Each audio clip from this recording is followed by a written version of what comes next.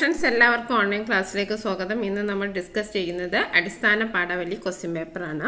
അപ്പോൾ എല്ലാവർക്കും അറിയാം 6 പ്രവർത്തനമാണുള്ളത്. അതിൽ ആദ്യത്തെ പ്രവർത്തനം നിർബന്ധമാണ്.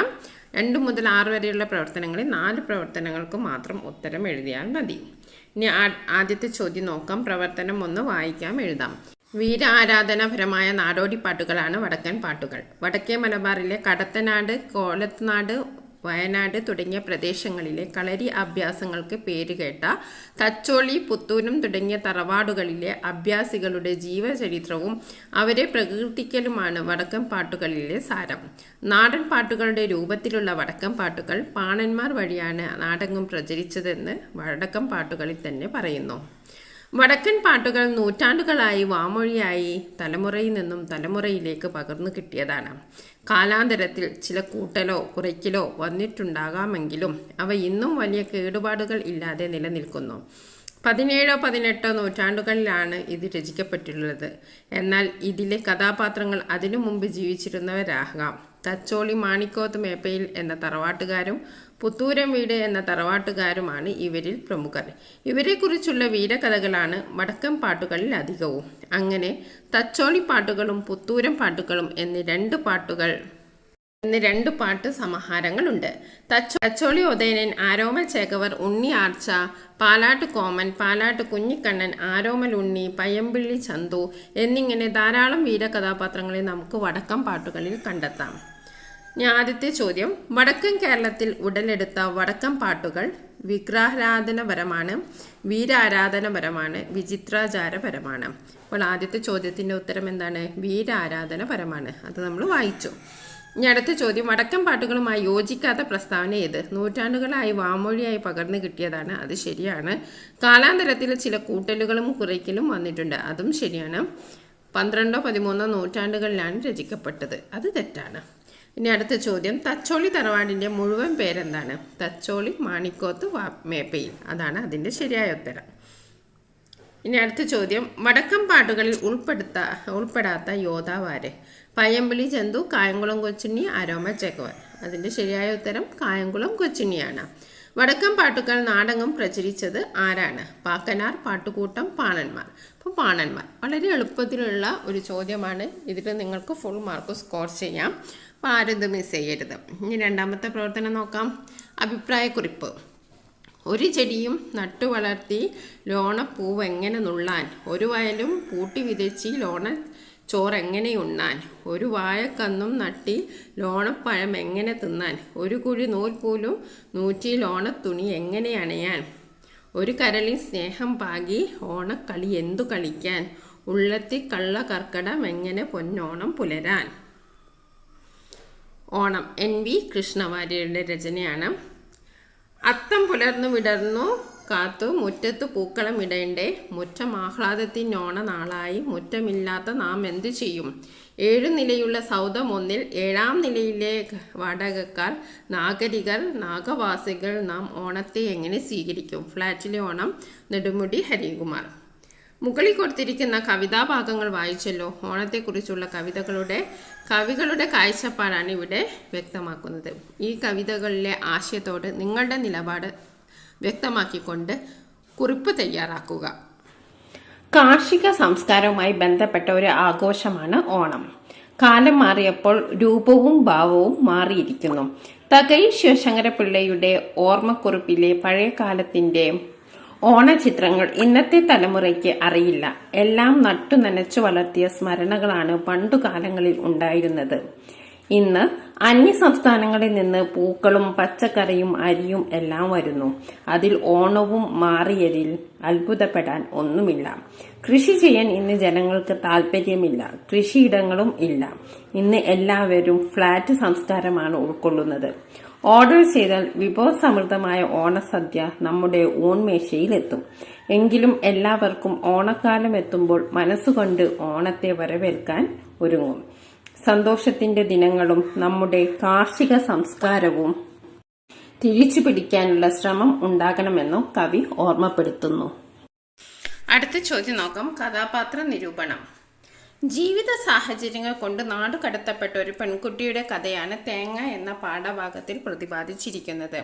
അക്കമ്മ എന്ന കഥാപാത്രത്തിന്റെ സ്വഭാവ സവിശേഷതകൾ പരാമർശിച്ച് കഥാപാത്ര നിരൂപണം തയ്യാറാക്കുക. അന്യദേശത്ത് നിന്ന് കേരളത്തിലെ ഒരു വീട്ടിലേക്ക് ജോലിക്കായി എത്തിയതാണ് അക്കമ്മ എന്ന 10 വയസ്സുകാരി. ചെറുപ്പം മുതൽ അച്ഛന്റെ കൃഷിജോലികളിൽ സഹായിച്ചാണ് അക്കമ്മ വളർന്നു വന്നത്. പ്രകൃതി എന്നത് അവളുടെ ജീവിതത്തിന്റെ ഭാഗമായിരുന്നു. അന്യദേശത്തു നിന്ന് വേലക്കാരിയായി ബംഗ്ലാവിൽ എത്തിയപ്പോൾ ഒറ്റപ്പെട്ടതുപോലെ അവൾക്ക് തോന്നി. തേങ്ങാപ്പൂര ഒഴിഞ്ഞു കിടക്കുന്നത് അവളെ വളരെ വിഷമിപ്പിച്ചു. പൊഴിഞ്ഞു വീണ് കിടക്കുന്ന തേങ്ങകൾ താൻ തന്നെയാണെന്ന് അവൾക്ക് തോന്നിപ്പോകുന്നു. തേങ്ങാക്കൂട്ടിലേക്ക് അവരെ എത്തിച്ചപ്പോൾ സുരക്ഷിതമായ ഒരു സ്ഥലത്ത് അവരെ എത്തിച്ച ഒരു സമാധാനമാണ് അക്കമ്മക്ക് തോന്നുന്നത്. താൻ ചെയ്യുന്നത് തന്റെ കടമയാണ് എന്നാണ് അവൾ കരുതുന്നത്. ആസ്വാദനക്കുറിപ്പ്. താഴെ കൊടുത്തിരിക്കുന്ന കവിത വായിച്ച് ആസ്വാദനക്കുറിപ്പ് തയ്യാറാക്കുക. കവിതയുടെ ആശയം, വരികളുടെ ഭംഗി, സവിശേഷമായ പ്രയോഗങ്ങൾ ഇവ പരിഗണിക്കുമല്ലോ. സമ്മാനം: പൂ പോലെയുള്ള നിലാവ് തന്നു, പൂവിൽ മധുരം നിറച്ചു തന്നു, ആകാശമെന്ന കുടയ്ക്ക് കീഴിൽ 1000 വർണ്ണോത്സവങ്ങൾ തന്നു, മേടിന്റെ പച്ചപ്പരപ്പു തന്നു, കാടിന്റെ നീല മേലാപ്പു തന്നു, കാർമുകിലിന്റെ കനവു തന്നു, വാർമഴവില്ലിൻ കസവു തന്നു, ആളിപ്പടരുവാൻ അഗ്നി തന്നു, ആഴിയിൽ വെള്ളം നിറച്ചു തന്നു, ആറ്റിൻ തിരയിളക്കങ്ങൾ തന്നു, മഞ്ഞിന്റെ വെള്ളിക്കുളിരു തന്നു, കാറ്റിന്റെ ചൂളം വിളികൾ തന്നു, തേനിറ്റു വീഴും പഴങ്ങൾ തന്നു, നീയൻ പ്രപഞ്ചമേ ജീവനായി. അതെന്തെല്ലാം അനുഗ്രഹങ്ങൾ. പി മധുസൂദനൻ നായരുടെ ഒരു കവിതയാണ്. പ്രവർത്തനം 5. അപ്പോൾ ഈ കവിതയ്ക്ക് ഒരു ആസ്വാദനക്കുറിപ്പ് എഴുതാനാണ് പറഞ്ഞത്. ഇനി അടുത്ത പ്രവർത്തനം നോക്കാം. പ്രതികരണക്കുറിപ്പ്. തൊട്ടിലും താരാട്ടുമായി മകളെ ഉറക്കുന്ന പ്രകൃതിയെയാണ് സച്ചിദാനന്ദന്റെ വേഗമുറങ്ങൂ എന്ന കവിതയിൽ നാം കാണുന്നത്. മകളുടെ സ്വപ്നങ്ങളിൽ ജീവിതത്തിന്റെ പുതുമുളകൾ പൊട്ടിവിരിയും എന്ന മനോഹരമായ ദൃശ്യങ്ങളുടെയും പ്രയോഗങ്ങളുടെയും കവി വരച്ചു കാട്ടുന്നു. ഈ പ്രസ്താവനകളോട് നിങ്ങൾ യോജിക്കുന്നുണ്ടോ? നിങ്ങളുടെ പ്രതികരണം ഒരു കുറിപ്പായി എഴുതുക. സച്ചിദാനന്ദന്റെ വേഗമുറങ്ങു എന്ന കവിതയിൽ പ്രകൃതിയുടെ മാതൃഭാവമാണ് പ്രകടമാകുന്നത്. പ്രകൃതിയുടെ താള സൗന്ദര്യങ്ങൾ ഉൾക്കൊള്ളിച്ചുകൊണ്ടുള്ള മനോഹരമായ കവിതയാണ് വേഗമുറങ്ങു എന്ന കവിത. ഇവിടെ അമ്മ മകളെ ഉറക്കുകയാണ്. പ്രകൃതിയാണ് ഇവിടെ അമ്മ. പ്രകൃതിയുടെ മക്കളാണ് നമ്മളെല്ലാവരും. ആരുമില്ലാത്തവർക്ക് പ്രകൃതിയാണ് അമ്മ. അതുപോലെ തന്നെ പ്രകൃതിയാവുന്ന അമ്മ നിലാവായി മാറി നമ്മുടെ മനസ്സിന് ശാന്തി പകരുന്നു.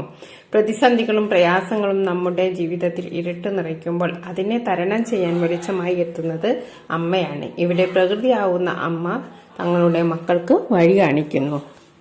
അടുത്ത ചോദ്യം, ജീവചരിത്രക്കുറിപ്പ്. കേരളത്തിന്റെ സാംസ്കാരിക പാരമ്പര്യത്തെയും സൗന്ദര്യത്തെയും പ്രകീർത്തിക്കുന്ന കേരള ഗാനത്തിന്റെ രചയിതാവായ ബോധേശ്വരനെ കുറിച്ച് നിങ്ങൾക്കറിയാവുന്ന കാര്യങ്ങളും ചുവടെ ചേർക്കുന്ന സൂചനകളും കൂട്ടിച്ചേർത്ത് ഒരു ജീവചരിത്രക്കുറിപ്പ് തയ്യാറാക്കുക. സ്വാതന്ത്ര്യ സമര സേനാനി, വാഗ്മി, കവി, സാമൂഹിക നവോത്ഥാന പ്രവർത്തകൻ. പിതാവ് പുത്തൻവീട്ടിൽ കുഞ്ഞമ്പിള്ള, മാതാവ് ജാനകിയമ്മ. ജന്മസ്ഥലം നെയ്യാറ്റിൻകര. പ്രവർത്തനങ്ങൾ: തിരുവനന്തപുരത്ത് നിന്ന് പുറപ്പെട്ട വൈക്കം സത്യാഗ്രഹ ജാഥയുടെ സൂത്രധാരൻ, തിരുവിതാംകൂറിലെ ഐത്തോച്ചാടന കമ്മിറ്റി കാര്യദർശി.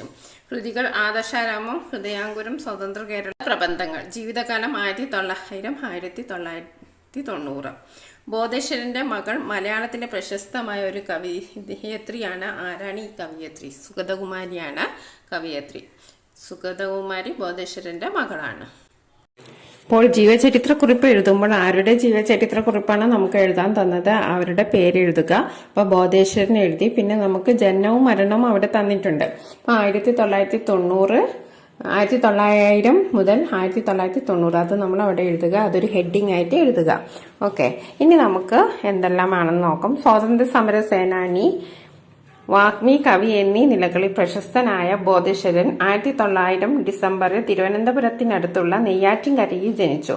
പുത്തൻവീട്ടിൽ കുഞ്ഞമ്മയും ജാനകി അമ്മയും ആണ് മാതാപിതാക്കൾ. കേശവൻ എന്നായിരുന്നു ആദ്യ പേര്. ആര്യസമാജ പ്രവർത്തനങ്ങളിൽ ഏർപ്പെട്ട് സന്യാസം സ്വീകരിച്ചപ്പോഴാണ് ബോധേശ്വരൻ എന്ന പേര് സ്വീകരിച്ചത്. പിന്നീട് ആത്മീയ ജീവിതം ഉപേക്ഷിച്ച് സ്വാതന്ത്ര്യ സമര പ്രവർത്തനങ്ങളിലും മറ്റു സാമൂഹിക പ്രസ്ഥാനങ്ങളിലും സജീവ പങ്കാളിയായി. ക്ഷേത്രപ്രവേശന വിളംബരം, വൈക്കം സത്യാഗ്രഹം എന്നിവയിലെല്ലാം പങ്കെടുത്തു. തിരുവനന്തപുരം ഐത്തോച്ചാടന കമ്മിറ്റിയുടെ അധ്യക്ഷനായിരുന്നു. പ്രശസ്ത എഴുത്തുകാരിയായ സുഗതകുമാരി, ഹൃദയകുമാരി, സുജാത ദേവി എന്നിവർ മക്കളാണ്. 1990 അന്തരിച്ചു. പ്രധാന കൃതികൾ: ഹൃദയാങ്കുരം, സ്വതന്ത്ര കേരളം, ആദർശാരാമം, മതപ്രബന്ധങ്ങൾ എന്നിവയാണ്. അടിസ്ഥാന പാഠാവലിയിലെ രണ്ടാമത്തെ ചോദ്യപേപ്പറാണ് നമ്മൾ ഡിസ്കസ് ചെയ്തത്. അപ്പൊ ഈ രണ്ട് ചോദ്യപേപ്പറും ഡിസ്കസ് ചെയ്തപ്പോൾ നിങ്ങൾക്ക് ഒരു കാര്യം എന്താണ് മനസ്സിലായത്? നമ്മുടെ ഓണത്തെ പറ്റിയിട്ട് എന്തായാലും ഒരു ചോദ്യം ഉണ്ടായിരിക്കും. ഓണം അന്നും ഇന്നും എന്താണ് വ്യത്യാസം, അതിനെ പറ്റിയിട്ട് നിങ്ങൾ ഒന്ന് പഠിച്ചിരിക്കുന്നത് നല്ലതാണ്. അതേപോലെ തന്നെ ജീവചരിത്രക്കുറിപ്പ് ആരുടെങ്കിലും എഴുതാനുണ്ടാകും. ബോധേശ്വരനല്ലാണ്ട് വേറെ കവികളിൽ ആരുടെങ്കിലും ഒന്ന് എഴുതാനുണ്ടാവും, അതും നിങ്ങൾ പഠിച്ചു വെക്കുക. പിന്നെ പ്രതികരണക്കുറിപ്പ്, വിശകലനക്കുറിപ്പ്, അങ്ങനെ പാഠഭാഗവുമായി ബന്ധപ്പെടുത്തിക്കൊണ്ട് തന്നെയുള്ള ക്വസ്റ്റ്യൻസ് ഉണ്ടാവാം. അപ്പം നമുക്ക് ചിലതിനൊന്നും ഞാൻ ആൻസർ ഇവിടെ ചെയ്യാത്തത്, അത് ആ ചോദ്യം പിന്നീട് വരണമെന്നില്ല. പാഠഭാഗവുമായി ബന്ധപ്പെടുത്തിയ എല്ലാ ക്വസ്റ്റ്യൻസിനും ഞാൻ ആൻസർ ഇവിടെ തന്നിട്ടുണ്ട്.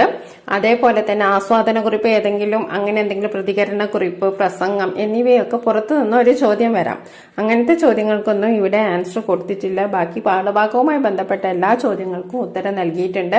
അപ്പോൾ ഓരോ പാഠഭാഗത്തിന്റെയും ആശയം നിങ്ങൾ മനസ്സിലാക്കി വെക്കണം. Okay, thank you for watching this video. Best wishes for your exam. അതേപോലെ തന്നെ ഈ വീഡിയോ നിങ്ങൾക്ക് ഉപകാരപ്പെടുന്നു എങ്കിൽ നിങ്ങളുടെ ഫ്രണ്ട്സിനൊക്കെ ഷെയർ ചെയ്യുക. നിങ്ങളുടെ അഭിപ്രായങ്ങൾ നിങ്ങൾ കമന്റ് ബോക്സിൽ കമന്റ് ചെയ്യുക. Thank you for watching.